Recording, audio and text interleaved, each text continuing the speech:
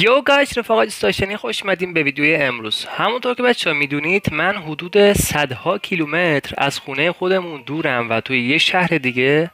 دانشجوام و الان که حالا عید نوروز داره فرا میرسه و حدودا یک ماه فرصت دارم و پیشا پیش عیدتونم مبارکه،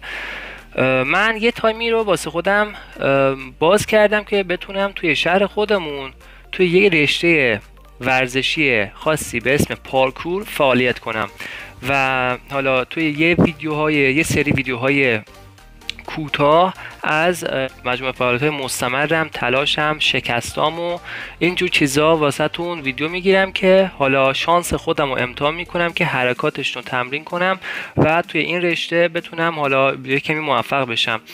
و حالا همین توی این ماه میخوام این فعالیت رو ادامه بدم، ببینم که نظر مخاطبام واسه این موضوع چیه و چه عکس العملی دارم و آیا حالا جای پیشرفت هستش توی یوتیوب با اینکه مثلا یه موضوع مختلفیه یا نه. بچه‌ها امیدوار میشم که شما هم اون چیزایی که میخواید رو که واسهتون ویدیو بگیریم راجبش ویدیو آپلود کنیم، مثلا مثل گیم پلی بازی‌های مختلفی توی لپتاپ بگیر یا آموزش‌های خاصی که من واقعا دیگه هیچ آموزش خاصی به ذهنم نمیرسه و حداقل میتونم یه چند تا آموزش خاصی رو از لپتاپ توی ذهنم هستش که بهتون یاد بدم، یا اینکه گیم های مختلفی رو بازی کنم که دیگه آروم آروم سن منم از گیم بازی کردن میگذره و البته که حالا اینترنتمون هم خیلی داغونه و راستش رو بخوام توی بازی های کامپیوتری اصلا مهارت خاصی ندارم و بازی های کامپیوتری اینطوری نیستش که 2-3 ماه بازی کنی و بعدش یه مهارت فوق‌العاده‌ای رو به دست بیاری و واقعا خیلی خیلی گیمرهای این پی سی خفن‌ترن و من بهشون نمیرسم، حداقل باید خیلی تلاش کنم. این از این. امیدوار میشم که بچه‌ها نظر خودتون راجع به رشته ورزشی خودم توی کامنت ها به اشتراک بذارید که نظرتون چیه و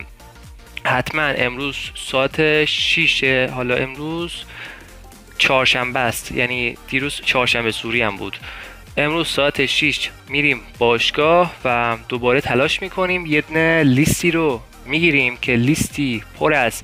حرکات مختلف پارکور هستش که ستاره های مختلفی دارن، 1 ستاره، 2 ستاره، 3 ستاره. حرکات رو هر چقدر خفن‌تر و خوبتر بزنی میتونی بری حرکات بعدی رو تمرین کنی، بری برگه های دیگه رو به دست بیاری. یه دستبندهایی هم دارن که حالا بعدا مفصل راجع بهشون حرف میزنیم، ولی فعلا میخوام که حالا راجع به ایمپروو و رشد خودم